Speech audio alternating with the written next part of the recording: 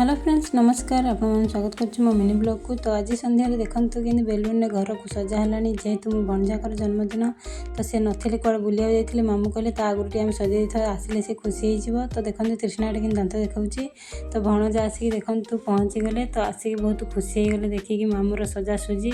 तो मुझे कहली पुओ कड़े जाइए ना बजार जाइए मुझे कहली बिरियानी कौट है मुझे तो पैसा देनी तो सी कहले मो पकेट्रे था। तो मुझे कहली हाँ चलो चलो डेरी है केक काटा।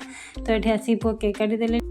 केक कटा सारा पुआ आग जा मामू खुआई तापर मामू आसिक पुओ को केक खुआई तो तापर भाविले माइक टे खुदेवी। तो देखते ता आगुरी नईना केते बड़ आँ कर 15 दिन है खाइनी तार सेलू देखी कहला भाई मत केक दे दे केमती टेस्ट होती।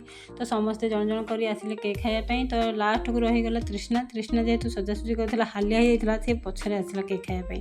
तो ये तानिया को देखते कि केक खाऊँ। तो आज भिडियो ये जदि आप मो भिडियो भल लगी लाइक शेयर सब्सक्राइब करा जमार भूलुनि। रोची नमस्कार जय जगन्नाथ।